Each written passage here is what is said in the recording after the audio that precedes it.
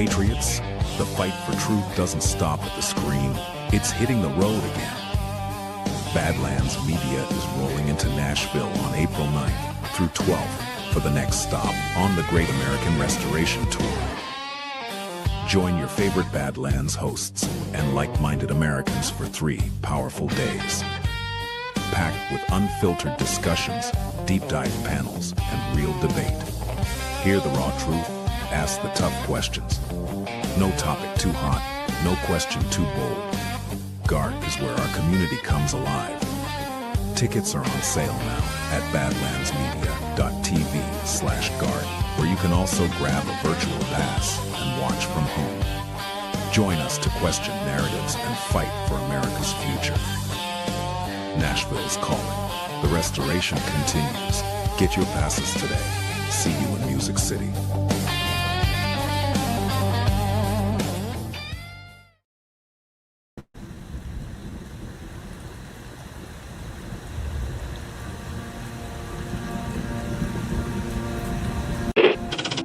Mr. Vice President, I'm going off script again, I know, but I just want to personally thank you. We've been through some stuff. We've gone through some of the most complex military operations this country's ever conducted, and your steady hand and your leadership during those was a great source of strength for me. Thank you for your leadership. Thank you for your character. Thank you for your selfless service. Thank you for commitment. Thank you for being a mentor to me, Mr. Vice President. It's called the swamp. And you know what happened? And you know what I did? A big favor. I caught the swamp. I caught them all. Let's see what happens. Nobody else could have done that but me. I caught all of this corruption that was going on, and nobody else could have done it. Did I get that one right?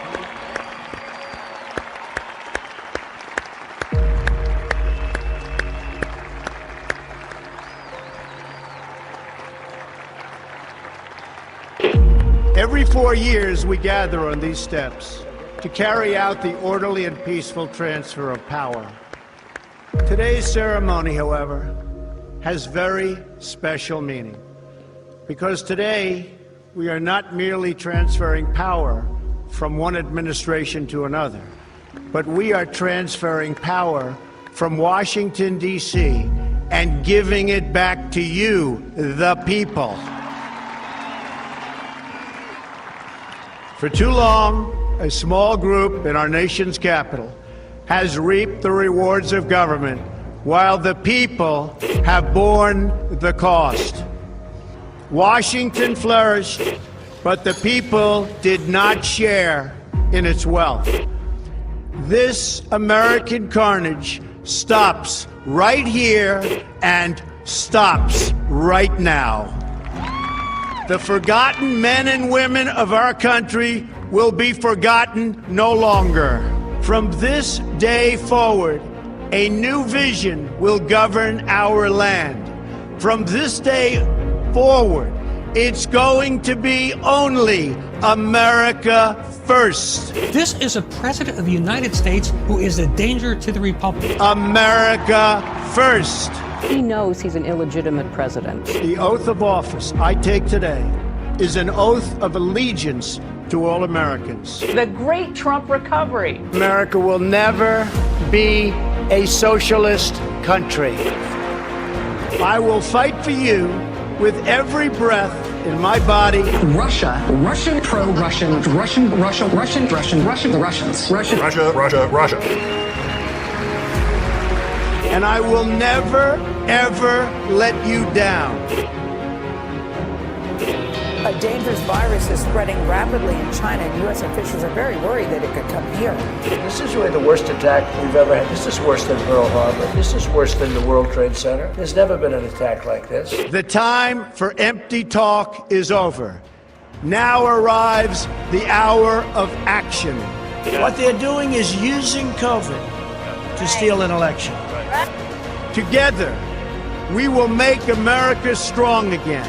You know what it's about? Fraud, fake ballots. We will make America wealthy again. They are trying to steal the election. Now, under the leadership of President Trump, we are fully realizing President Kennedy's prescient view of Special Operations Forces. We will make America proud again. And watch, please, those mail-in ballots. We will make America safe again. And in millions and millions of ballots, their vote is under what they thought they needed. They're dumping more ballots in there, okay? And yes, together, we will make America great again. Thank you. God bless you. If we are right about the fraud, Joe Biden can't be president. Congress, the chair declares the joint session dissolved.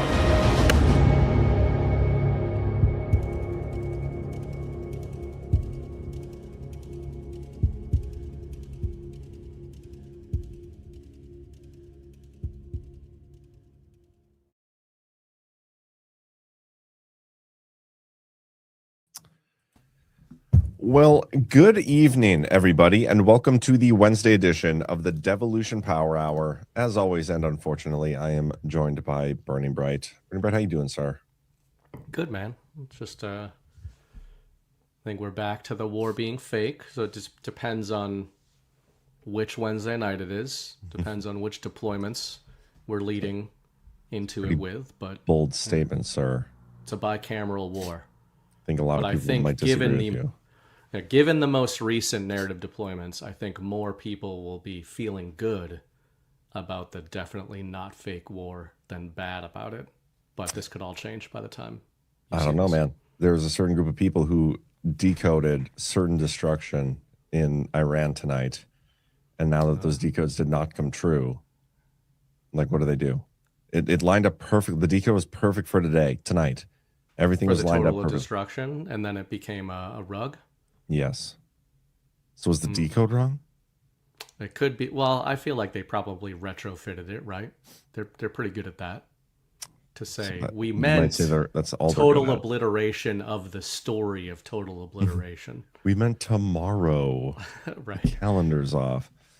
Yeah, we'll talk about that whole thing, because this morning, and this is actually funny, this is my third show today. I recorded my show this morning and then was supposed to board a plane to Nashville. Shenanigans ensued. We ended up missing the flight, or we didn't miss it. They delayed it enough to the point where we had to reschedule because it wasn't going to work for us to get there and make our connecting flight. So we're flying out tomorrow. So then I did my show live, and now we're doing this. But it's funny, like, having three different instances now of a show on the same day, and how much has changed between each. Just by some tweets. Tweets are changing the world right now. It's crazy. 9 a.m. It was like right after Trump had his first post today, which we'll get to.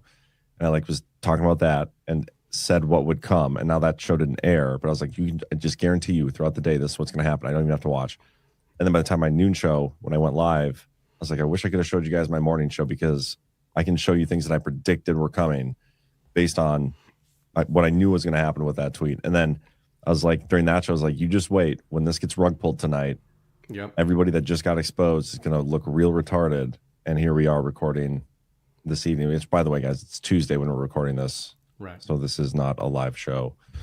But yeah, it's just funny. So we'll talk about that all. Yeah, and I think that's a good angle of exploration for this topic tonight, because I've been a broken record about this for years, but even though I joke about whether or not something's real or fake, it's really not my method to the madness. Like, how I try to orient myself, as I always say, is not in attempting to figure out whether or not something's real or fake. It's to look at what are the net effects of what we're being told. Yeah. If we could be being told true and real things, and just the act of being told those things has massive actual implications. And today, Tuesday, is absolute case study of this, right? I mean, I'm not joking. You can see this in the normie hive mind right now, in Normieville and the mainstream media markets, where they're all reacting to these things as if every single thing is real, so fine. But even they are acknowledging Donald Trump just saying something at 9 a.m. essentially transports the world into that paradigm until he says something else. Yep. And those things could be indicative of real things that are being implemented. But even if you think they're going to be implemented, All Trump is saying is what he's going to do in the future. The entire world snaps into that potential future before it happens, and then, as you said, he rug pulls it. So, I really think there's method to that madness. I think part of the schizophrenia 100%. And the discombobulator is Trump, I think, trying to communicate that. Like, man, look at how markets are moving just by whatever the fuck I say any given morning. Yeah, I think it's more about discombobulating, and we'll talk about this. I think we should get a quick word from our sponsors, and then I think in the narrative war. No, I'll say this. Let me get a word from our sponsors real quick, and then we will we'll talk. I gotta find. Did I not get these loaded in? Dang it! Hold for processing. Disaster. All right. The nice thing about this is being pre-recorded. I can pause it and go get the thing I need. So you don't have to sit here and awkwardly watch me try to do it. Yeah, I only live. had to watch that. Yeah, it could have been but real it did awkward. afford me the opportunity to snap into the Badlands chat and supply a link to one of your favorite movie scenes that is relevant to the joke I'm making in this moment. I can't wait. Do you have any context for? Well, can I do the ads Can you first? guess Before? the movie scene? I don't know what joke you're talking about. I know, that's the point. What movie scene would you just think of? Well, can you say the joke first? People doing some gay stuff in a car. Oh, the other guy. No, the police one. Is it the other guys? The other guys. Is it? Yeah. Dirty Mike and the Boys, the soup kitchen. I played that on, I think it was either Onlylands or Baseless Conspiracies like 2 weeks ago. Nice. It's back. Yeah. We're bringing it back. I'm bringing it back. It never left. Soup kitchen. Okay, first up, we got Native Path Krill. This episode is brought to you by Native Path Antarctic Krill Oil, Omega-3s plus astaxanthin for heart, joints, and memory. That is a very difficult word for me to say, but I'm going to power through. Raise your hand if you're taking fish oil. Anybody, are you taking fish oil? I have been known to take fish oil. I also eat fish, which has fish oil within it. It sounds like some fish propaganda, potentially fish oil propaganda. But I have some news for you, Bernie, right? It might not be doing what you think it is. Research out of the Journal of Agriculture and Food Chemistry found that fish oil is 50% less absorbable than a different kind of omega-3, and today's sponsor has that better version. If you've been taking fish oil for heart, joint, or memory support, here's something you need to know. Research shows that fish oil is 50% less absorbable than krill oil because fish oil's omega-3s are in triglyceride form, while krill oils are in phospholipid form, which is the same format your cell walls are made of. That means krill oil gets in your cells immediately. In head-to-head studies, krill oil outperformed fish oil at improving cholesterol, reducing inflammation, and easing joint pain, often at lower doses. Native Path Antarctic Krill Oil is sourced from pristine Antarctic waters, contains the powerful antioxidant astaxanthin, and comes in a tiny, soft gel, so you don't have any of those fishy burps. Learn more and grab your Badlands special discount plus free shipping today at getkrill.com/Badlands. That's getkrill, KRILL.com/Badlands. So you're telling me the humpback whales have been onto something this whole time? It may have been. May have been. No, don't think it's plankton. Scooping up krill. No. That's blue whales. Okay, well, whales. Humpback whales eat krill with their little toothbrush teeth thingies. You and your ocean trivia. Yeah. And will hopefully come in handy for you someday randomly in the future. Still have yet to be killed by anything in the ocean, so I'd say it's already, I'm ahead of the game. Knock on wood, bro. Knock on wood. Our next sponsor tonight is Lean. Everybody's talking about weight loss injections because the results can be so dramatic. They work by lowering your blood sugar and reducing your appetite. So what if you're looking to lose that weight, but you're not interested in those painful weekly injections, especially when you hear about some of those intense side effects? So my doctors created a weight loss supplement called Lean, and the results are remarkable. The studied ingredients in Lean have been shown to lower your blood sugar, burn fat by converting it into energy, and curb your appetite and cravings so you're not as hungry. But listen, Lean is not for the casual dieter with only a few pounds to lose. The doctors at Progress Nutrition created Lean for frustrated dieters with 10 or more pounds to lose. Hint, hint, burning bright. Let's get you started with 20% off and free rush shipping so you can add Lean to your healthy diet and exercise plan. Visit takelean.com and enter code DPH for your discount. That's promo code DPH at takelean.com. All right. Okay, so we were talking about you said Trump's post and why he's doing it, and I don't even remember what you said as to why you think he's doing it. Partly to expose the fact that he can basically move reality with narrative alone, but then you mentioned the discombobulator, which I think is certainly at play. So yeah, when I see this stuff, especially like we've never seen the discombobulator, and even though it's kind of a new word to us, it's one that Trump threw out into the zeitgeist, but we've never seen it to the level it is right now, where absolutely nobody actually has any clue what's going on. There are some people who like to think they do, and they might be right, but there's very few people willing to admit that they have no idea what's happening while, still trying to figure things out. But the way Trump is operating right now, and we talk about narrative warfare all the time. And the goal of narrative warfare is it's a battle for legitimacy. You try to control the narrative and all these things. And when we get a post like Trump did today, it just shows the effect that he can have on the narrative and those controlling the narrative. Because one of the most important aspects of controlling the narrative is having voices who can do so.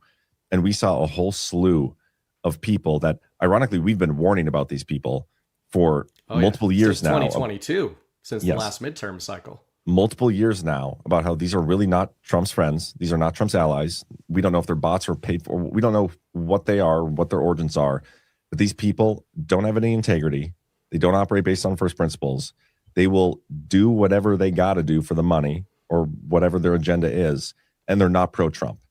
They will turn on him on a dime. They rode Trump's coattails and even claimed like they were the reason for Trump winning.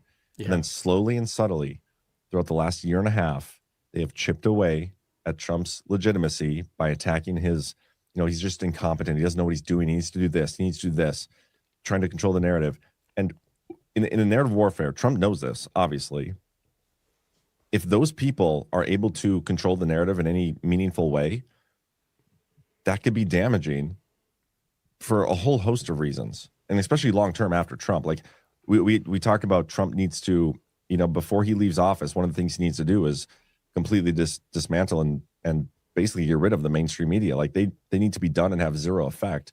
And I think he's had the ability to do that at any point. He hasn't quite done it yet. And that's left me wondering why many times. But it's not just the mainstream media. It's the people coming in to replace the void that the mainstream media is leaving. And that's a lot of these freaking social media influencers. And this discombobulator post totally exposed so many of these people. And this whole Iran conflict kind of has. But let's go through some of that. And this is something, if you watch my show today, this will be a repeat.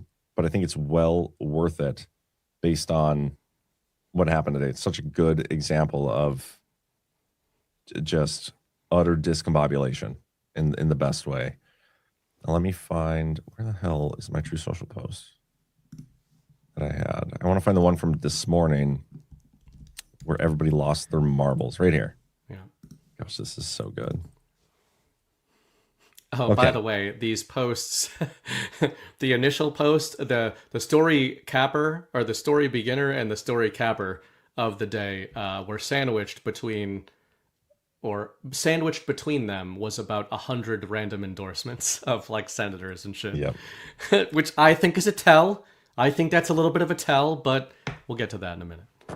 Yeah. And it's just kind of funny because like when Trump posts something like super controversial, you don't know if people actually want his endorsement in that moment. Like some of these people are like, oh my gosh, everybody's super pissed off at Trump right now. Yeah. And he's going to come out and endorse me like shit. Well, I'm more mean. I think this is actually a good aside to get out of the way before we get into the actual post. I agree with that, but I more think of it as it is. I know that the president is going to be communicating about different subjects in a given day. Like, I'm not naive. I'm not trying to belittle that or say he would only be talking about one thing all day, every day. But if you want to put me in the paradigm wherein everything we are being told about Iran and the existential threat and the forever war and all that is true, you're going to tell me that top of mind for the president at 8 a.m. is wiping a regime and or nation off the map. At 8 p.m., it's doing the opposite. But the whole time in between, it's Senate endorsements. Yeah. Like that, I think there's a little bit of a tell of Trump being like, guys, I am assigning the same weighting of these narratives to total obliteration, world peace, and Senator so-and-so from Nebraska. So I think sometimes those are little Trump tells. Yeah, so let's go through this. This was this morning. It would have been 8:06 a.m. Eastern. Mm-hmm. A whole civilization will die tonight, never to be brought back again. And it was actually really funny. I was before I went live the second time. I was like, you know what? I wonder what does it take to be considered a civilization? So I typed that into the AI machine and it like listed a whole bunch of things. And it's infrastructure day, right? Like the build up to this is we're going to bomb their infrastructure, their bridges and their energy plants. And that does not make a civilization. There's much more to a civilization than just their bridges and energy plants. But regardless, and I followed that question up, I was like, what would it take to wipe out a civilization? To the AI machine? The AI machine's like, I can't answer that for you. Like, I'm not going to give you instructions on how to wipe out a civilization. But are you asking for instructions? Yeah, pretty much. And I'm sure I'm on the list now if I wasn't already. I thought that was really funny. Anyway, so a whole civilization is going to die tonight, never to be brought back again. I don't want that to happen, but it probably will. He's just so nonchalant about it. He's like, it's out of my hands. I have no control over this. I can't help. Like, it's probably going to die. I don't know what to do about it, guys. Like, what do you want me to do? However, now that we have complete and total regime change, where different, smarter, and less radicalized minds prevail, maybe something revolutionarily wonderful can happen. Who knows? We'll find out tonight. One of the most important moments in the long and complex history of the world. 47 years of extortion, corruption, and death will finally end. God bless the great people of Iran. So not only is he like, I'm going to fucking destroy an entire civilization, but also God bless those people. Yep. In between that, he's just like, I don't know what's going to happen. I have no control over this. Yeah. Like, this is going to be the most significant moment in possibly the world history. But we'll see. Who knows? Whatever. Like, it's just so ridiculous. Ridiculous in the best way to me. Oh, yeah, this was a masterclass. And I know that sometimes people can think I'm reaching with the bicameral analysis of what Trump says. But I think, every once in a while, it's pretty on the nose. And this is one of those statements that I really think you could read this from the normie framing as if you believe all of what you've been told about how serious the threat of the Iranian regime is and what Trump is doing, whether you endorse that or not, and be like, well, this is a scary statement. A whole civilization? Oh my goodness. You can read it all from that perspective, which is obviously how 99% of the Mindscape read it. Yeah. But the funny thing is, especially the last line there that you read, 47 years of extortion, corruption, and death will finally end. God bless the great people of Iran. One of the things I've been writing about for the last year since Midnight Hammer, since the Iran kind of storyline had its intro in 2025, I wrote an article at that time called The Invisible Enemy, something this audience has been talking about for a long time, and there's different framings of that, the deep state, the globalists, etc. But how I really framed that in 2025 was he's talking about the globalist superstructure. He's talking about the apparatus, in my opinion, that constructed the world and the relationships between governments as we have known them. And, this is the globalist hegemon is the way I frame it a lot. The military-industrial complex, the forever war narratives, all of this stuff, pretty much everyone in our audience, you wouldn't get here, whether you're a Q person, a Devo person, or just somebody who found your way to Rumble because you're a Trump person and who likes digging into stuff, you believe there is a globalist deep state. And, our mileage may vary on how coordinated we think everything is. Was every single war planned? Are they all in it together, right? Are they all in on it together? But we generally agree that there is a framework of a globalist criminal superstructure that also includes the US that Donald Trump is opposed to, right? And then my main sort of area of writing over the last several years has been the concept of the sovereign alliance, that Donald Trump is not alone in pushing back against this structure. against this civilization.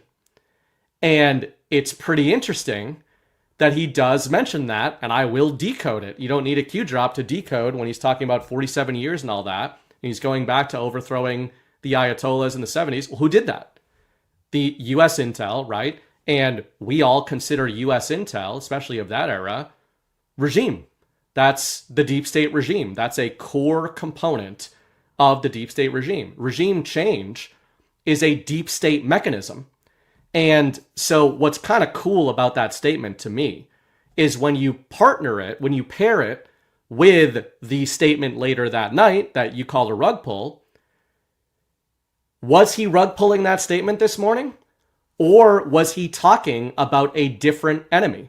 And this isn't hindsight for me, because after 8 a.m., I wrote a big thing on Twitter saying how you respond or how you feel about this statement this morning out of Trump talking about ending a civilization depends entirely on who you think he is talking about.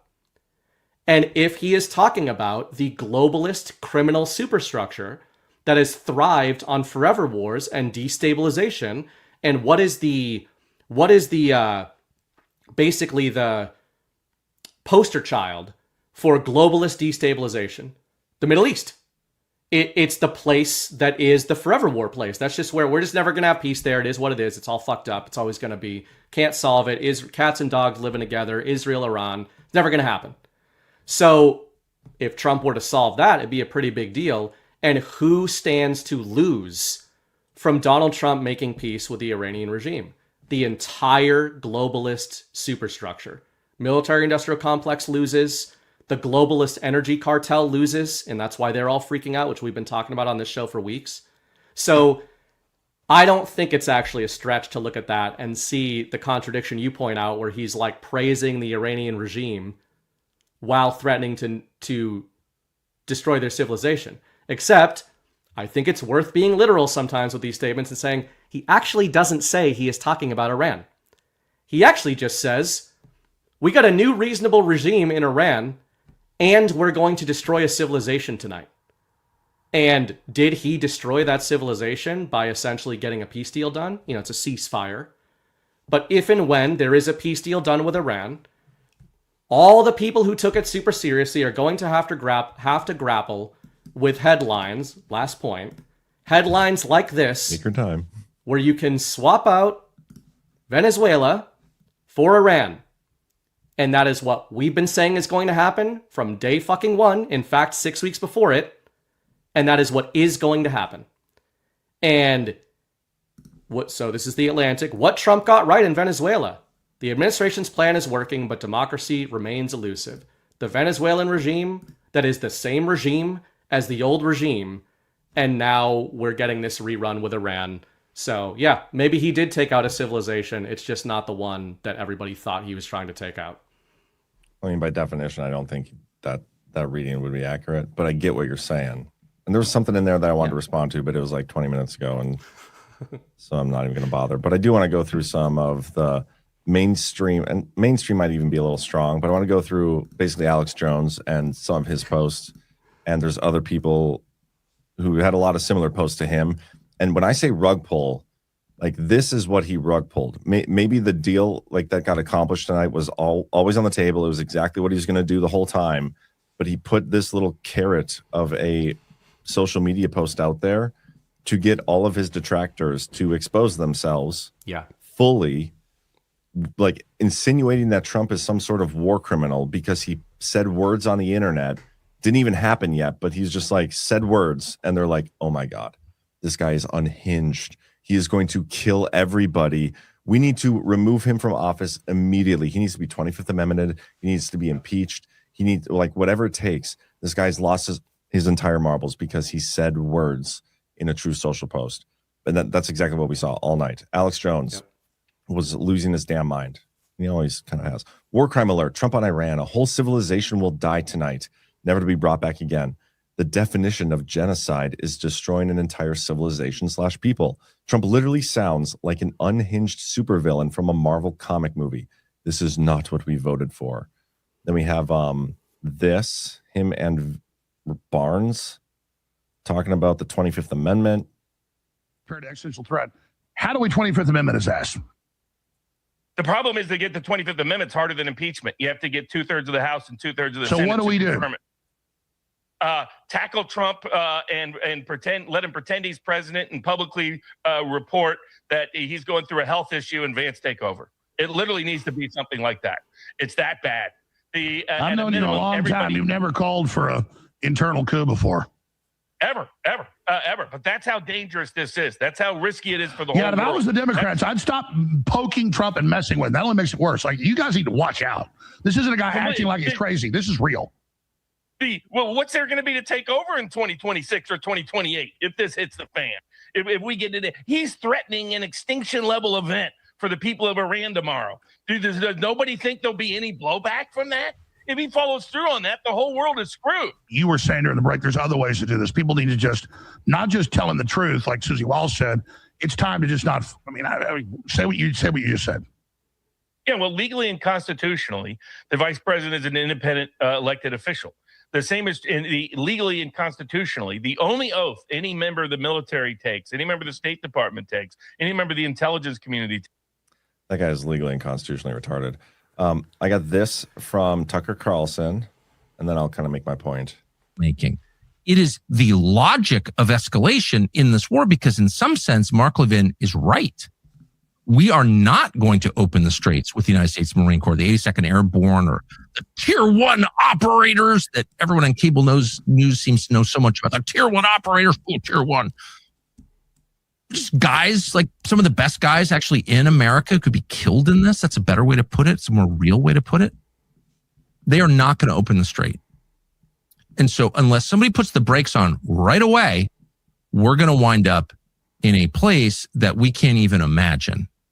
Not just Iran, us and the rest of the world. And so that means, because this is obvious to anyone who's paying any attention, that if you work in the White House or in the U.S. military, now it's time to say no, absolutely not. And say it directly to the president, no. In case you're thinking about using some weapon of mass destruction against the population of Iran, in whose name we liberated Iran, we killed their religious leader for their benefit. Do you remember that? This was last month. Those people who are in direct contact with the president need to say, no, I'll resign. I'll do whatever I can do legally to stop this, because this is insane. And if given the order, I'm not carrying it out. Figure out the codes on the football yourself. Because everything hangs in the balance right now. This is not his. This is the rhetoric that's being floated. We had Marjorie Taylor Greene calling for the 25th Amendment. We had Tim Pool echoing those sentiments. I mean, it's just everybody, all the worst of the worst people. Yeah. And at no point did Trump ever mention nuclear weapon. He never mentioned weapons of mass destruction. He just said a whole civilization might die tonight. And it is what it is. It's out of my hands. But the point I want to make, going back to kind of what I said earlier, and this goes back to, and again, if you watch my show today, or it would have been yesterday, you'd have already seen this from me, but I want to have this conversation with you too, Bernie Bright. So when the election was coming in 2024, leading up to it, we were like, they're probably going to steal it. And honestly, we want them to steal it, because if they steal it, that exposes their election fraud apparatus. Nobody's going to believe that Kamala Harris legitimately beat Donald Trump. And so when they didn't steal it, we were like, okay, well, it makes sense they would want to protect one of the most important weapons they have, which is the ability to steal elections. But then what would follow that? If we don't get exposure of it right away, and Trump continuously talks about it, maybe we'll get that eventually, hopefully. But what we could expect to see from the enemy is your hibernation thing that you talk about. They're going to go and like lay low, but they will at every opportunity stonewall. They will stall. They just have to wait out Trump, as long as that takes. Maybe it's only 2 years that they need, because they can get enough people in there to, impeach or whatever. But that's all they had to do, is outlast him.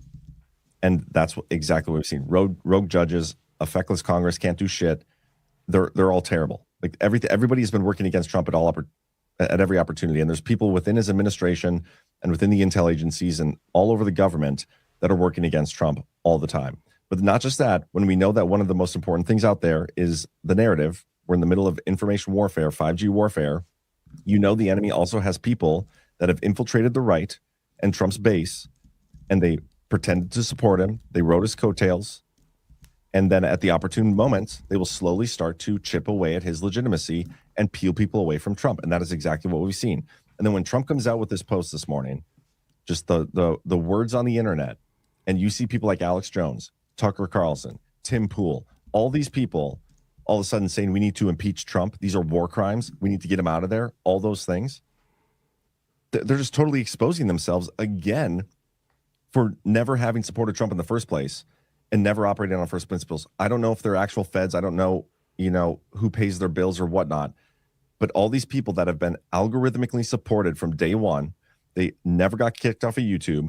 They never said all the things that they should have been saying about election fraud. They never went there. They never went there or on the vaccines or anything like that. COVID. Yes, they shut their mouths about all that. There's all these different topics that you could go to where these people were on the wrong side of history, and yet they're the ones that people always return to because they get the most views and the algorithm pushes them in your face. And they've shown you time and time again what their true colors really are. And yet we haven't learned the lesson. And now Trump is giving you a perfect opportunity right now with this discombobulator post. And maybe the whole thing was bicameral, everything you said there before in your take, but also like one of the best side effects I've seen from this is these people once again being exposed. Like you can't go back from this. And it just reminded me of this one last clip I'm going to play and then I'll pass it to you. This is from February of 2024 on the Alex Jones show. Tell me what this sounds like. I mean, do these people support Trump? They claim to for a long time, recently not, but this is back then. Like how can somebody flip-flop like this? February 2024. And this is a message directly to every single person on the deep state target list. My assessment, Ivan Raiklin's assessment, that if you assassinate any political presidential candidate, whether it's RFK, whether it's Trump, guess what? America will do the following immediately. They will respond in kind, and they know who you are because we've created the list. So if you and that's a major Rubicon, they should know that immediately. You're going to see immediately response, and there are only a few buildings in Washington D.C. that they will probably do that. Well, I hope that's not the case, but these people are crazy. And having said that, if they do that, option 2 behind Trump is going to be so much better for us and so much worse. Well, I was about to say, if they kill him, that's best case scenario from a sick level beating him. Oh, please kill him, but it's so good after that. Oh, it's going to be the best cleansing and the fastest cleansing that we've ever seen in my lifetime. I assess with almost certainty, with the highest level of confidence, that if they assassinate Trump, it is so game over for them, and it's going to be so fast. Best case scenario, they said, is assassinating Trump. And so it's this huge circle. If you look at these people and who they associate with, they all associate with each other. They have been for years. I said this morning, it's like a big circle jerk of influence where they just keep propping each other up to their own audiences, and they're helped by the algorithm. And this is the net effects of it, is a day like today where Trump didn't actually even do anything. He said something, and they are sitting here trying to tell everybody that he needs to be impeached. He's insane. He's incompetent. He can't do these things. They are working against Trump and have been since the beginning. And it's time we start. Like, my patience for this shit is worn thin. Like, I have no more patience for it. Yeah, and I think to your point there that you ended on, I don't think it's our impatience with these people. It's impatience with our audiences and with truthers and MAGA people getting angry at us for calling these people out. Do you remember? For years. Real quick, that's such a good point. Do you remember back on OnlyLands, like a year and a half ago, I kind of got into it with Ghost over Tucker Carlson. Yeah. Because he's like, I kind of love Tucker, guys. I love him now. I'm like, well, here's all the reasons I still don't trust him. Like, I like watching his show. He's good. He's talented. But I'm not emotionally attached to him. I'm certainly not going to give him any benefit of the doubt. And I got so many people who shat on me for those comments. I was like, I'll take all these things in arrows. But now it comes full circle where it's what you just said there, right there. It's like the audience gets so emotionally attached to these people who say things that they like and that they want to hear. It's like, oh my God, finally.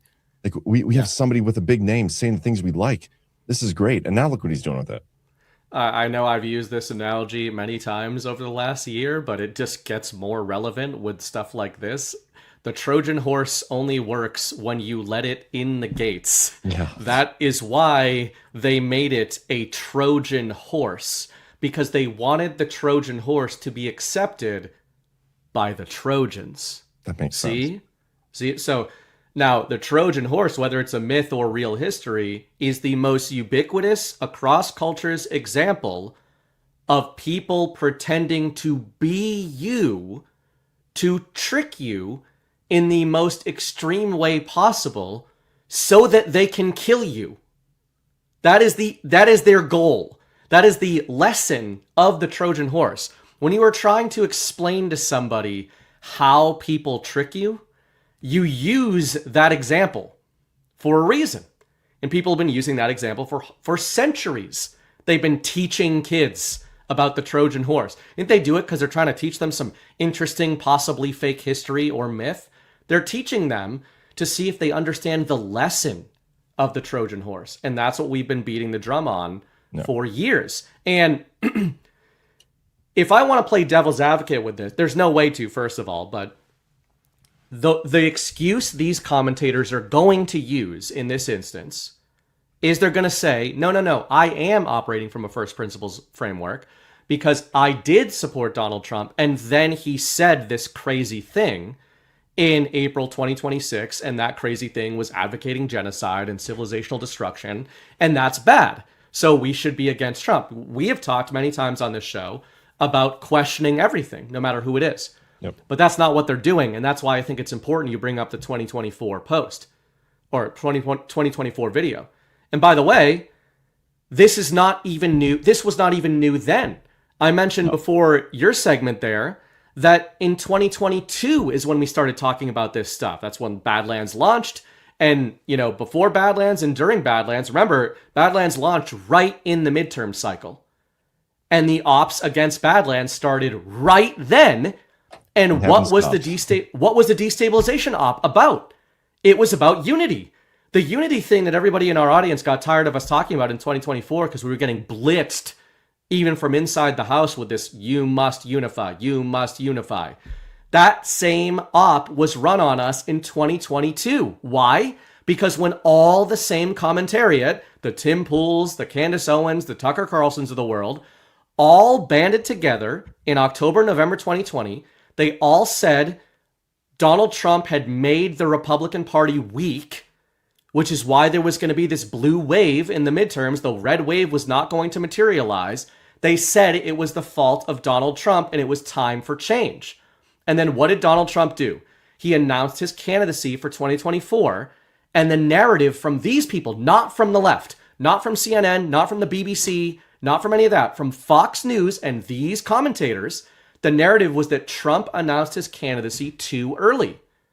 And a couple months later, why in hindsight did they say it was too early? Because who announced a few weeks later? Ron DeSantis. And Ron DeSantis announced his candidacy earlier than is normal for a presidential season. Nope. Usually it's 18 months. So what was the op there, guys?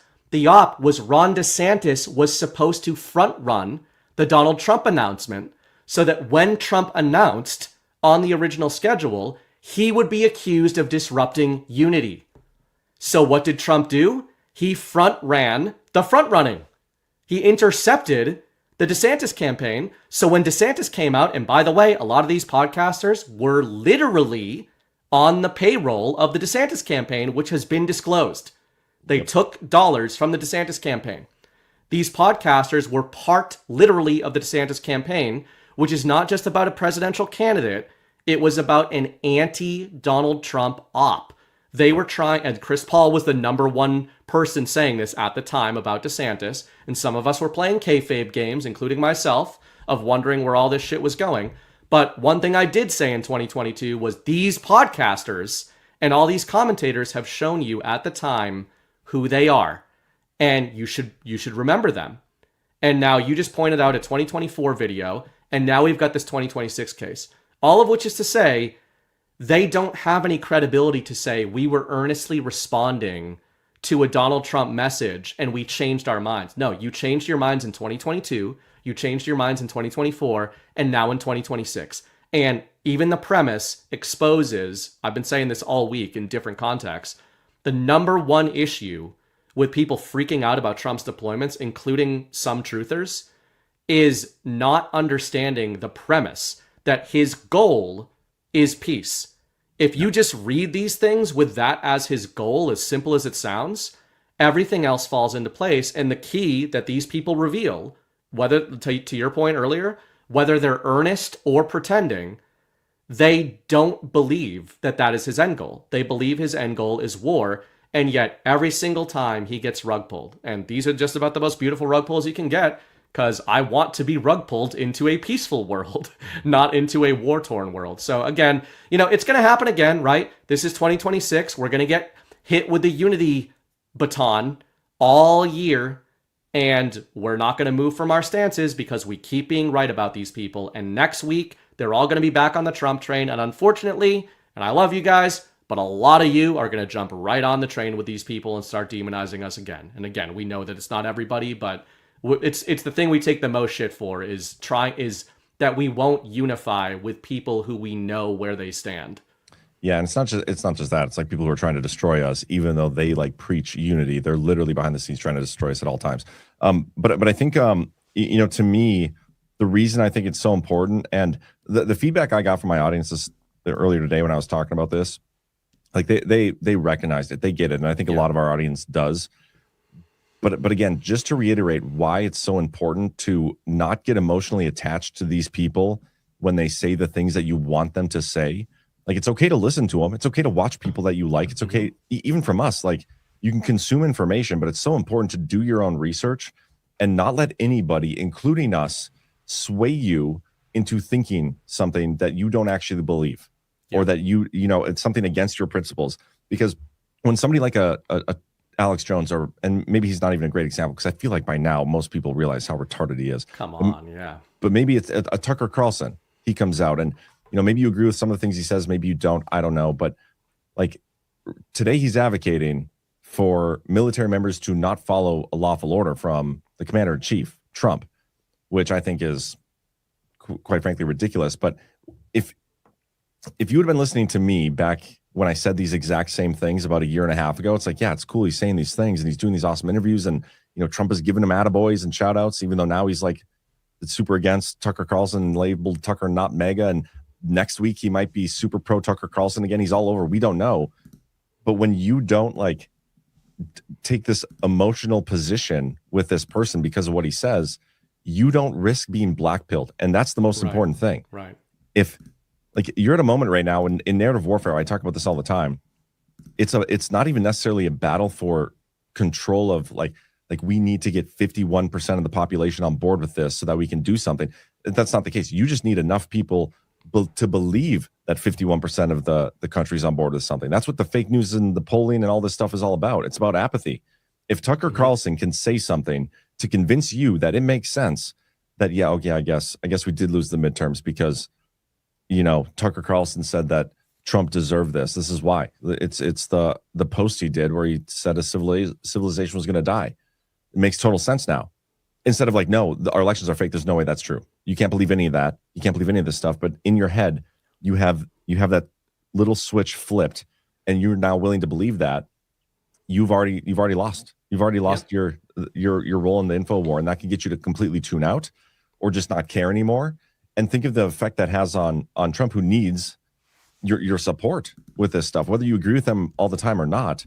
When you tune out of the info war, that is a soldier off the field, and that's just bad juju, bad news bears. And that's the effect that this stuff can have. And so again, watch the stuff you want to watch. I don't give a shit, but don't let it control your thinking in any way, shape, or form, because this is what's going to happen. They're going to turn on Trump at some point, and that is going to affect you whether you believe it or not, or you're going to be left to defend something you don't believe in. It's a losing game. Yeah, and I totally agree with all that, especially the apathy point. I think in the Righteous Russia series, when I was writing about the psyops from that specific angle, in the Russia angle, I was saying, if you get somebody to disengage from a narrative, you have effectively won that narrative too, to your point, right? Like we think of audience capture or mind capture as being the most effective form. And maybe you would mark that down, right? If you're like, looking at the PSYOP scoreboard, if you can totally invert somebody's worldview and get them to operate against their own self-interest, then yeah, that's like the ultimate coup. But you don't need that. If they just disengage, there's a reason if you talk to or read about from Sun Tzu, Art of War, and on down the line, any like ancient or modern war manual by a great thinker or strategist, they talk about morale. And I think a lot of people, they're like, yeah, war morale, it's important. It's important to keep the troops feeling good. That's not what they mean when they're talking about morale. Morale, especially when you read like about the Trojan Wars, and that maybe that's myth, but in Greece, you read about the Spartan Wars, all these kinds of things. Alexander the Great is probably the greatest example of this. He talked about morale all the time. And when you're reading about those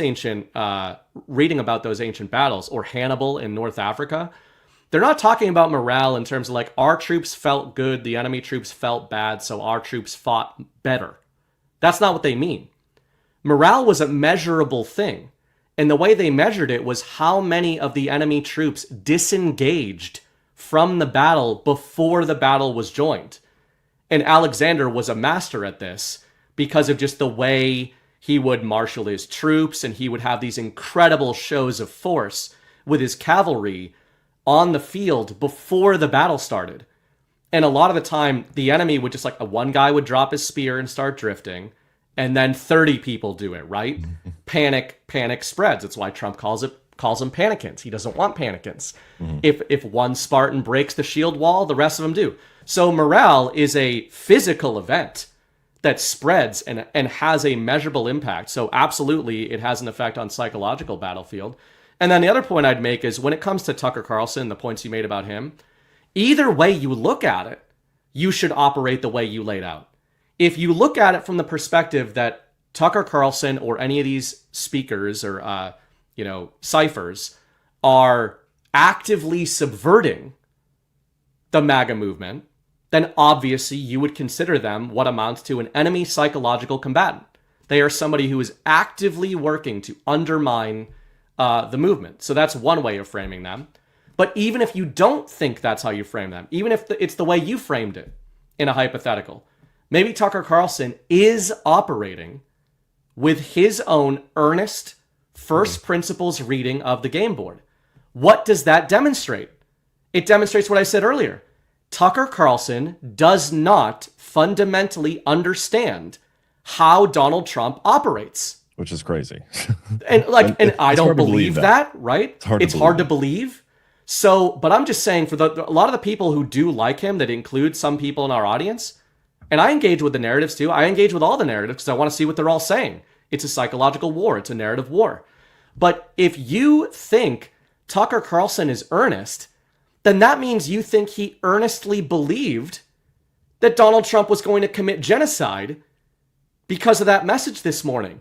And if Tucker believes that, then I don't know what you think you're learning from Tucker Carlson. And last point on this would be, I think what it is, this kind of goes to a Chris Paul point about party of false decorum and this idol worship. If you do still think that there's some value in Tucker, and you admit that he's a fucking idiot when it comes to knowing what Donald Trump is going to do, when you in the audience probably all knew Trump wasn't going to do that. Because you know what he's doing. You generally know what he's doing, or think you know what he's doing. You think you know what his end goal is, and that it's not war, right? Nobody in our audience thinks Trump's end goal is war. That puts you ahead of all of these people. So if you still think there's value in Tucker Carlson, then what you're revealing is that you think that the American people need to follow these figures, and these figures need to learn the truth and speak the truth. When really the truth is, they need to follow you. They need to, if you are right about what Trump is doing, these people need to get on board with you. It doesn't matter that you have a smaller audience or no audience. What matters is whether you're right or wrong about what Trump is doing. And it's crazy that that's a controversial statement, but we don't need these figures. We don't need to win over these people with big audiences. We just need to advocate first principle stances. And most importantly, in the example of today, moral stances. What is morally right and wrong? Yeah, I think what's ironic about the Tucker Carlson thing especially is the excuse that I got back when I was like, let's slow our roll, guys. Maybe, everybody was like all on board the cheerleading of Tucker Carlson. I was just trying to come back to the middle a little bit, guys. Let's just come back to the middle. And then a couple of weeks ago, I don't remember what it was, but he was on the complete other side of like the doomer thing. And everybody's like, oh, fuck that guy. I was like, well, maybe not. Well, like, just come back to the middle. Like, just come back to the middle. I felt like I went from, trying to like almost go against Tucker in order to bring people back to defend Tucker to bring people back, which was weird. But the Q people, especially at that moment, they were like, well, look at the impact he's potentially having on the normies. And these are people that believe there's a bigger plan going on behind the scenes that we need Tucker to help wake people up to. And that plan is one that often echoes the military is the only way. And today he was like, yo, military, don't follow orders from the commander in chief. Yeah. Like, reconcile that wake for the me. Normies up? Right. Reconcile for that. Like, how is Tucker Carlson going to wake up more normies? And a lot of the people who push the Q stuff want them, they don't care that people wake up. They want them to wake up to Q so that they'll follow them. Yes. That's what they want. They want people to think they're not crazy. But when you're sitting here espousing the military is the only way, while Tucker Carlson is saying, hey, military, don't follow the orders from Trump. Like, what? Yeah. How do those two things... when you get a hat tip from Jesse Waters on Fox News, and now Jesse's part of the Q shit, like, you got to own that, unfortunately. It's the way that game goes. Nobody does, of course. It's not how these people operate. But that's the dishonest nature of it. You're absolutely right. And what it is, I've been calling it beta testing, but it's audience cultivation. What do you, as a podcaster or somebody with an audience, what's the feedback you get? One of the things we talk about a lot that we talked about tonight is negative feedback, pushback, which, again, we're here for. Like, this is what this is all about. Guard's always frictional in a great way, and it's always a great time. But we're not after consensus, right? But guess what? Consensus makes you more money. That's the secret. That's the secret to how all this works. If you can create consensus or farm consensus within your audience, you will make more money than if you are honest. That is the way it works. So to John's point about the Q people that we talk about, that is what's going on there. They're not going to go back and reevaluate the stance on Tucker Carlson. They're not going to be honest about their stances on him. They're not going to be honest that obviously Jesse Waters is not part of the fucking plan. They're not going to be honest about any of that because the people that the audience they have cultivated has trained them into what that audience wants them to say. Which is why I've been saying for a year, you will see what their topics are not what their topics are going to be. You'll see what their opinions and conclusions are going to be by the questions they ask you on social media. Because they don't want you to know what they think. They want to know what you want them to think. So they can repeat that back to you and farm you for donations and stickers and all that kind of stuff. And, again, to get out of the Q stuff. Well, I want to stay on the Q stuff, so. Well, just one more point on it would be to look at the Tuckers and all that. It would be this same audience cultivation. It's happening on much higher levels. This is what these people in the media do. Even if they're not, I'm saying if they're not, operators or anything like that, it's audience cultivation.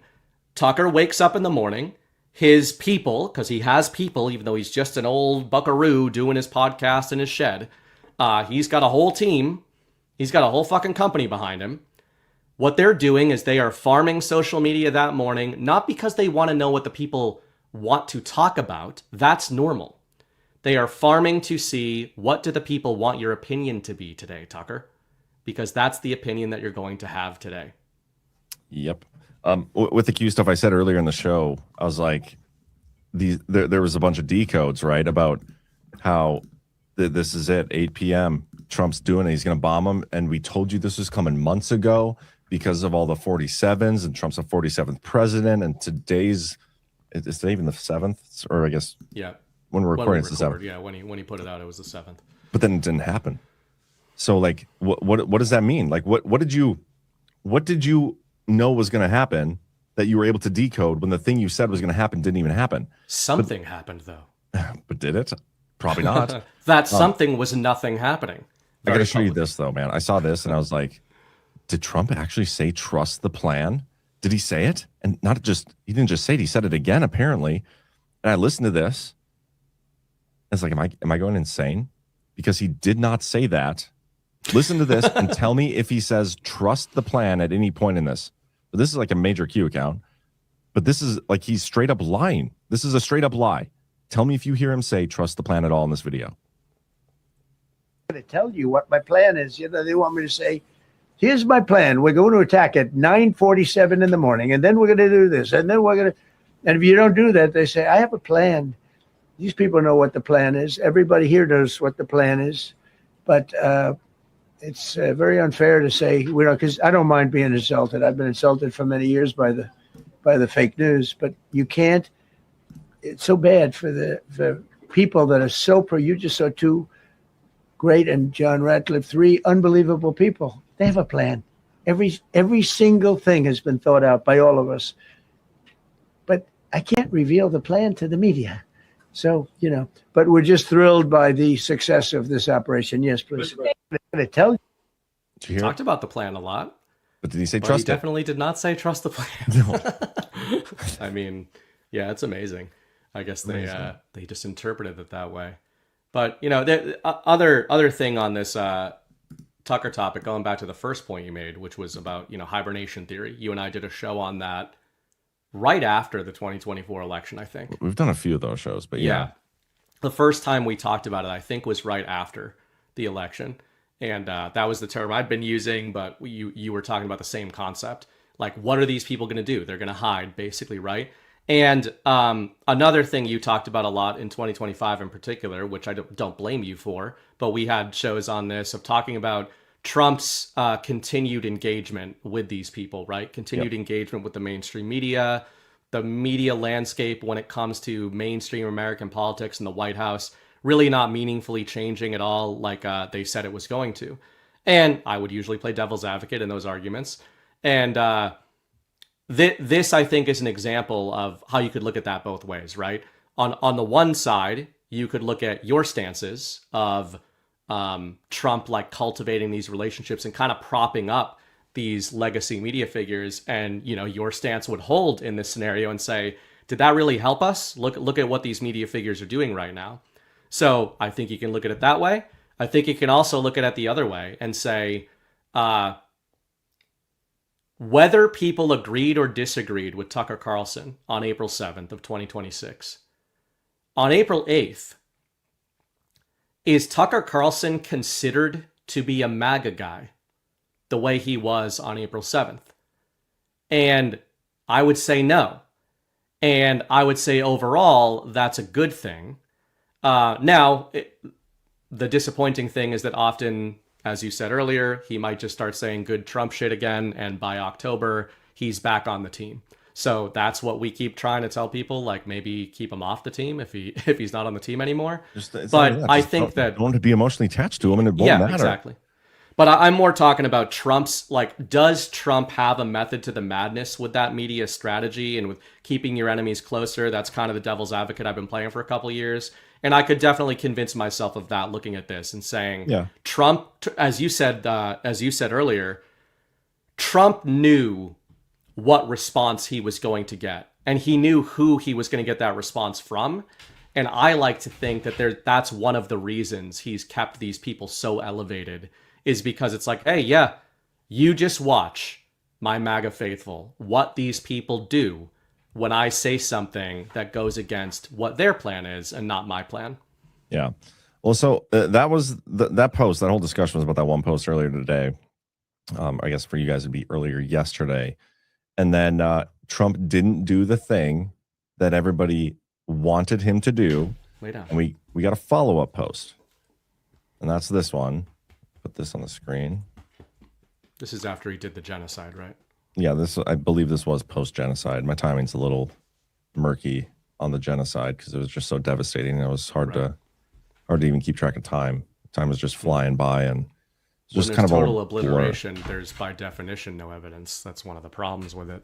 Yeah, it was just all a blur. But anyway, so based on conversations with Prime Minister Shehbaz Sharif and Field Marshal Asim Munir of Pakistan, and wherein they requested that I hold off the destructive force being sent tonight to Iran, and subject to the Islamic Republic of Iran agreeing to the complete, immediate, and safe opening of the Strait of Hormuz, I agree to suspend the bombing and attack of Iran for a period of 2 weeks.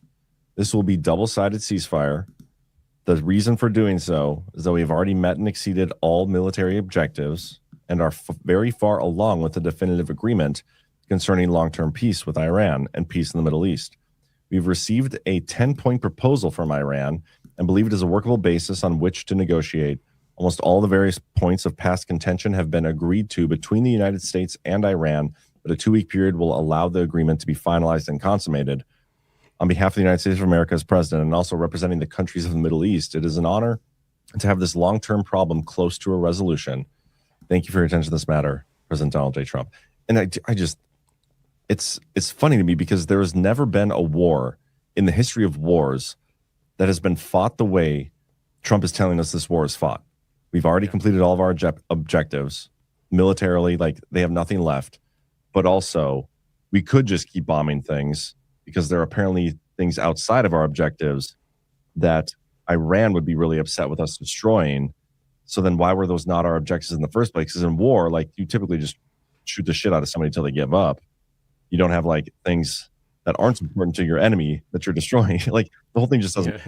But we are here. We are. He did not destroy them. It was very likely that this was already agreed to well in advance of him even putting that post out, and he did it anyway for a reason. The whole thing's ridiculous. But yeah, and this is when I say we saw these things coming, I'm not being literal in terms of we knew he was going to make these posts on this day and we're decoding this stuff in advance. That's not like my style of decoding. That's not really what most of us do here.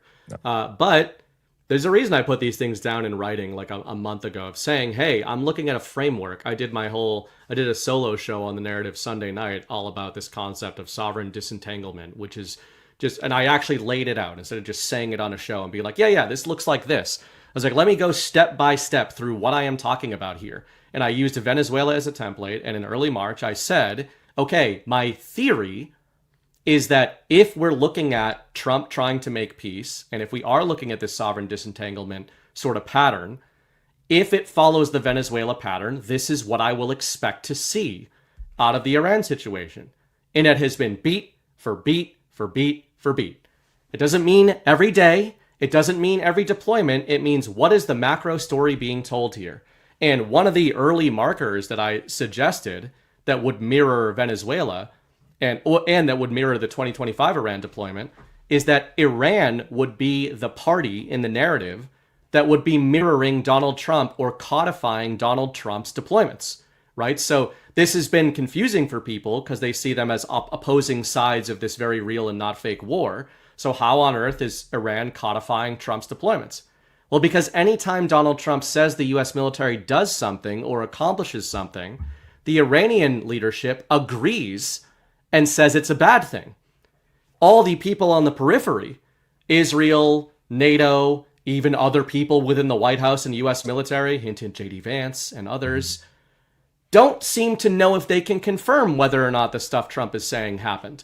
But the Iranian regime is very quick to confirm everything Trump says and be really upset about it.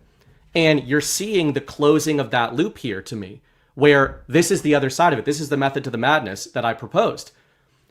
If Iran is helping Trump codify the story of the war, guess who is going to help Trump codify the story of the peace?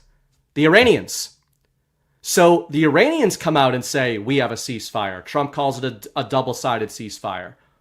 Who doesn't seem to be agreeing to that? There are already rumors Tuesday night that the Israelis might not necessarily agree with the American-Iranian ceasefire. There's stories of Iran bombing Israel, too. Mm-hmm. Yeah. So all of which is just to say, if you operate, all of this comes down to what your premise is. And just look at people who have different premises from yours and see if they end up being right about where the story keeps going. And it turns out if you think that maybe Iran isn't what we were told it was, and maybe again, to use Q people, people get mad, but the Q people who say that the drops are right about Russia and China working with Donald Trump to destabilize the New World Order, to destabilize the deep state, who is the major ally of Russia and China? It's fucking Iran. So if you have a first principles framework, I was inspired to name and write about the Sovereign Alliance based on that Q drop. But I actually read it and internalized it and said, does this mean maybe Iran is not what I've been told it was? So then when I see Donald Trump attacking Iran, I think, are we looking at an inversion here? Are we looking at Donald Trump and Iran working together against somebody else? And when you look at this narrative that way, like at the end of this, we're just, as Chris has been saying the whole time, we're going to have been told a story of this super serious war. And Donald Trump is already telling you that the new regime, who he can't name, by the way, is reasonable. So the new regime, and Donald Trump doesn't know who they are. He just knows that they're extremely reasonable. And they're exchanging notes. Yes. And last point, like through on kids, this, they're using codes or notes through kids to make peace. Exactly. What the heck? Stop sharing. Where's this one? I'm in the wrong. And while you're pulling this up, yeah, like I don't think this is done. I don't see. Yeah. If this isn't a real like full, and we don't even need to like get into the details of what a real war means, like what that even means. But then the net effects of what is happening because of this conflict for Trump, just the fact of the people it is exposing and like forcing off of the Trump train, I see no benefit for Trump to ending this right now. Like keep it going, get rid of everybody, get rid of all these disingenuous assholes. Like I don't think you're done yet. And so I don't think we've had the final story of like this is peace. I think there's going to be something that probably breaks it and ends it. I think there's going to be, it could be a false flag. I don't know. I still think there's some, you know, it'd be great to get some Israel exposure here at some point, and maybe that's what we get out of this. Is like we've been kind of saying like, when are we going to get that story where Israel's exposed for a false flag on its own citizens to keep the war going and get Trump to like do something stupid? That would be pretty powerful. Maybe that's what we get. I have no idea, but I don't feel like this is done yet. It just doesn't seem like the conclusion. Yeah, I do agree with that. I'm more, and what I'm saying, we map out the end state. If the end state that you're mapping out is that we do have peace, and not just peace with Iran, I think the real like codification in hindsight to a lot of people of, oh, there was some coordination here, is going to be the active negotiation and codification of new deals with Iran. Not just, hey, we are no longer fighting each other. We are actively working with each other to completely shift world energy trade. By the way, these moves are already happening, and I do believe that this is not just an energy disentanglement, but a currency disentanglement. I believe Iran and Donald Trump are working together to destroy the U.S. petrodollar, but as he said at that press conference about the plan, he's not going to say that at the press conference because it would not be politically popular. So I showed this earlier, but it's a good lead-in. So this is now, 3 months post-Venezuela op, right? Which we had very similar rhetoric about the Venezuela op, even though it was much shorter, as we do about the Iran op. What Trump got right in Venezuela, the administration's plan is working, but democracy remains elusive. This is a fascinating read by the propagandists at The Atlantic, but it basically is a big cry session about how the new Venezuelan regime is the same regime as the old Venezuelan regime, and yet they're mad because it's going really well, right? So now, what is the media starting to say about Iran? Iran's new regime looks much the same, only harsher. So what are they trying to prep you for, everybody? They know that Donald Trump is working with the Iranian regime, and as we said on the first day of this, or at least I did, I think a lot of people did, the new regime is going to look functionally identical to the old regime. Doesn't mean the same exact characters. It just means they're going to function the same way. And Donald Trump is basically telling you that. And now the biggest tells, we've been saying this for years on the Power Hour, the biggest tells that you're onto something is usually when the media starts saying it and starts saying it's a bad thing, right? So now they are saying, the new regime kind of looks like the old regime. And now this, by the way, this was like 3 days ago that article came out. So were they front running Trump starting to make deals with the new regime, just like he did with the Venezuelan one. So I bet you, let's run it forward 4 months, who knows how many months, and we're going to get the Atlantic rundown about how the new regime in Iran is going really well, actually. It's just too bad they don't have a democracy, or our democracy. So I look forward to looking back at this episode when we get the how great things are going over in Iran out of them. I can't wait either, man. Man, I thought there's one more thing I think I wanted to say, but I can't find it in my tabs.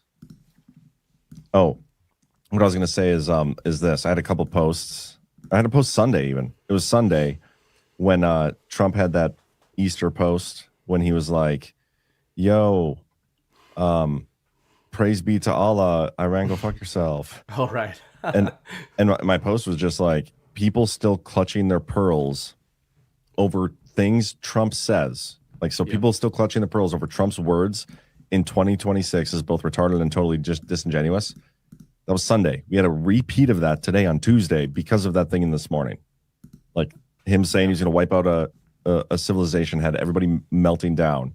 And it's like these people haven't learned anything because A, they're either retarded and literally have not learned anything, or B, they know exactly what they're doing. They're just being totally disingenuous about it, which is that is what we're starting to see more of. The people on the left doing it, maybe they're more retarded, but the people who have been claiming to be Trump supporters, like you said earlier, it's not like they don't understand Trump. Because I think at this point, some of these people, you don't get an audience like that unless you have some intelligence. Tucker Carlson knows what Trump is doing. He knows how he operates. So for him to come out like this, it's not that he doesn't understand. It's that he is being totally disingenuous. And that's the problem. The inability for people, even in the truth community, maybe especially, to form logical frameworks and logical progressions is shocking. The more you see it. And what I mean by that is the earlier point I made about the sovereign alliance. I'm saying operating from the premise, and there's a lot of people in the truth community who they might not use that terminology, but they generally believe that Trump is working with Putin and Xi in some capacity, and your mileage may vary. Maybe they don't understand, or maybe they don't believe it, and that's a good point, because I think a lot of these people don't. And anytime they get an escalation narrative against any of these sovereign alliance players, they jump all over it whole hog, where we usually are sitting there like, look how funny this is. Donald Trump was just having a birthday call with Vladimir Putin, and now he's threatening him the next day. We actually said last summer that usually when he has a really good phone call with either Trump or Xi, then it signals that the next week they're going to be really mad at each other in the central narrative. But anyway, again, logical progression would suggest, if you do believe in that framework, you then have to head hop from that logic chain to a secondary logic chain, which is, well, these allies are very close allies with whoever is running Iran. Do I think that's necessarily the same CIA-installed regime as in the 1970s? No. Obviously, de facto, that would be like saying the Sovereign Alliance Putin government is the same thing as the 1980s Soviet Union. Some people believe that. I don't believe that. It'd be like saying that the Donald Trump administration is the same thing as the Bush regime from 20 years ago. This is why it's very silly when people play these like struggle sessions games about Russia and China and the CCP. Very, very silly, because all these countries could do that to you guys about the American government, which has done some pretty fucked up shit over the last 100 years, or none of you would be in the truth community. So the inability to then map that onto what's going on with Iran and say, man, it's so weird that I hold in my head this idea of a sovereign alliance between Putin and Xi and Trump, and yet I think Trump is going to wipe out their key ally in the Middle East that they have been working with on nuclear reconstruction deals for the last 10 years. And I think that if you want another marker of where things are going, you don't have to be a savant with this shit. You don't have to have a crystal ball or decode. You just literally have to look at the people you think are telling the truth and believe them. And if you think Vladimir Putin is telling the truth, I know a lot of people don't, but he's been working with Iran, and the Chinese have been working with Iran on a civil nuclear energy program for the last 5 years. And in between bouts of discombobulation and annihilation and all that shit that Trump is launching at Iran, what is he letting slip beneath all the cracks, between the cracks? He's cool with a civil nuclear energy program in Iran. So isn't it something that Russia and China are already setting that up? Almost as if they're all working together, including the Iranians. It's just we have to get those phantom gay ayatollahs out of the way first. Yeah, and it's interesting that part of the story that we're getting is, we're going to be bombing the shit out of their energy infrastructure. Mm-hmm. Like with all this so stuff they going might on in need the some background. new energy infrastructure, right? Yeah, and also, like, do they already have energy infrastructure deals with Russia? I also thought it was silly. That's like, and I also said this again on my show, so this is a repeat, but I've never driven across a bridge or driven by a power plant and thought to myself, if we ever got in a war, I'm going to come stand here and hope that they won't bomb it because I'm standing here. The weirdest thing for me is to see people go and, protest the war and pray that the enemy won't bomb you because you're standing on infrastructure. Of all the things I defend, of all the things I defend, it's not infrastructure. Yeah. Human chains. Yeah. And if you really believe that Trump wanted to obliterate your whole civilization, I don't think that he'd be like, great, they're all here. Right? According to the madman storyline. But again, these are, you might totally reject the sovereign alliance premise. And if you do, it would be logical, not correct, but logical for you to freak out today. I'm just saying, or to freak out about the Iranian regime.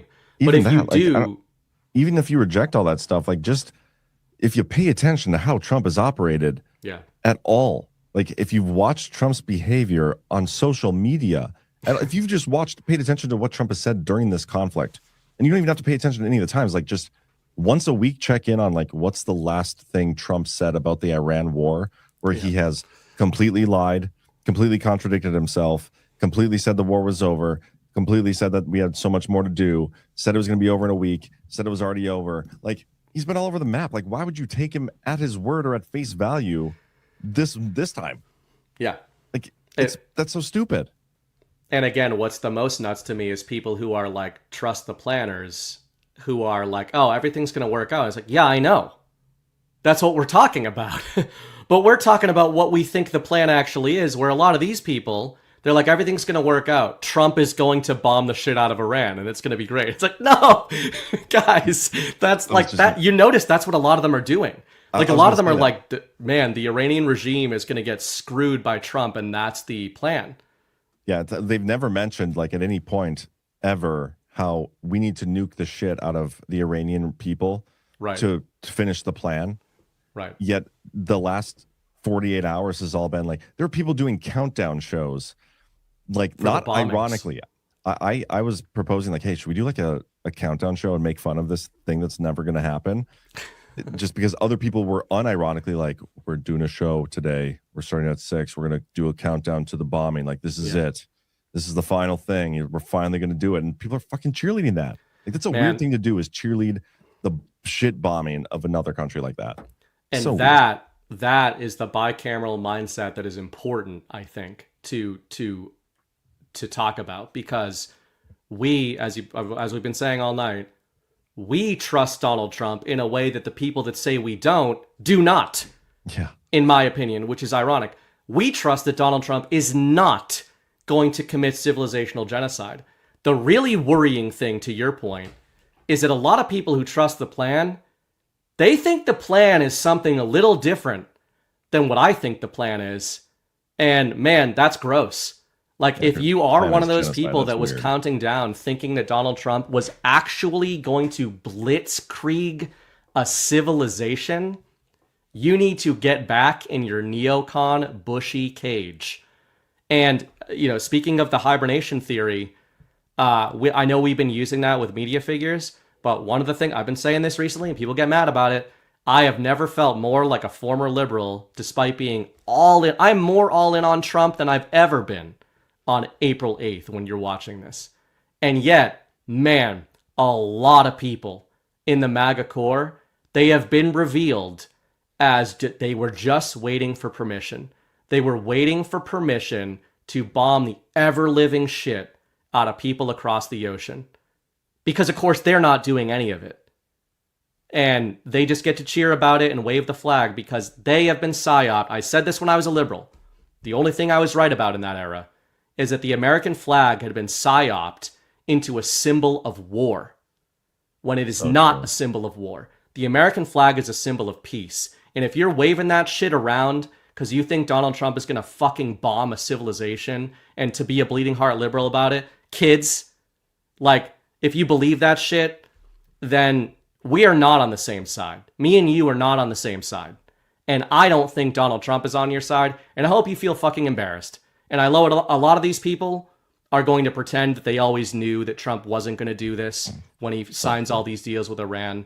But, you know, there to your point there is, like, we joke about it, but there's a sobering kind of dark realization that I've had this year, which is, oh man, there are a lot of people in this MAGA truth community that they say they want peace, but I think they meant the other thing.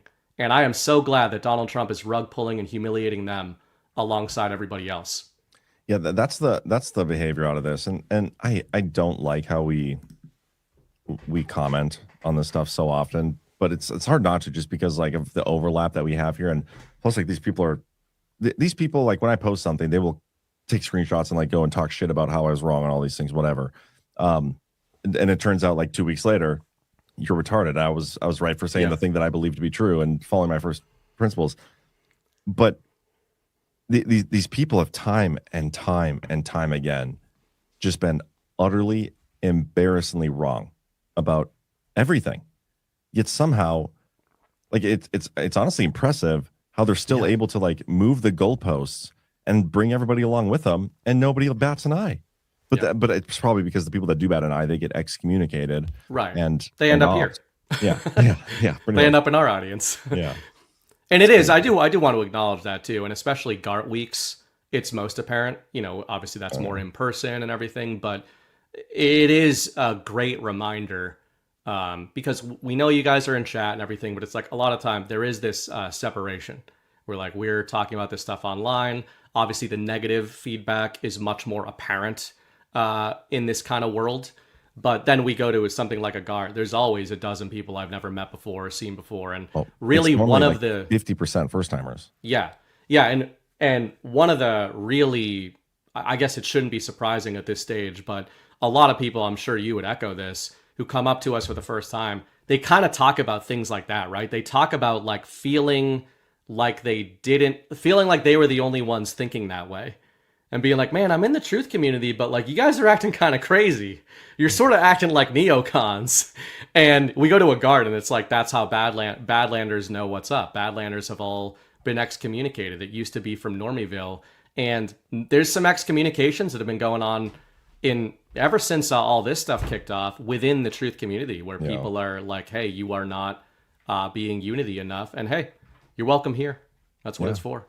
Speaking of GART week, we should do our promo again, but it's been surprisingly, like, light on the ops so far this week. They probably wait to kick off till Thursday. I think that's when they normally do it. I'm expecting like an article or two to come out about how I'm the devil of some sort, and there's been one that says I'm a psychopath. There's been one that says I'm a pedophile. There's, like, it's just the most absurd thing that these people come up with. But yeah, I'm sure that'll pop off this week. But you guys should get your tickets. You should ignore that shit and get your GART tickets. I'm gonna play the promo here one more time. Patriots, the fight for truth doesn't stop at the screen. It's hitting the road again. Badlands Media is rolling into Nashville on April 9th through 12th for the next stop on the Great American Restoration Tour. Join your favorite Badlands hosts and like-minded Americans for 3 powerful days. Packed with unfiltered discussions, deep dive panels, and real debate. Hear the raw truth, ask the tough questions. No topic too hot, no question too bold. GART is where our community comes alive. Tickets are on sale now at badlandsmedia.tv/GART, where you can also grab a virtual pass and watch from home. Join us to question narratives and fight for America's future. Nashville is calling. The restoration continues. Get your passes today. See you in Music City.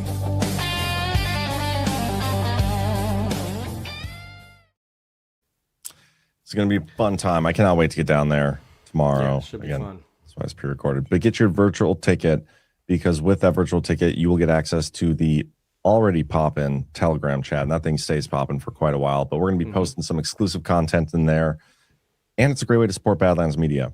You know, these conferences, I say this every time we do them, the tickets themselves that we sell, those barely, if ever, actually cover the cost it takes to put these things on.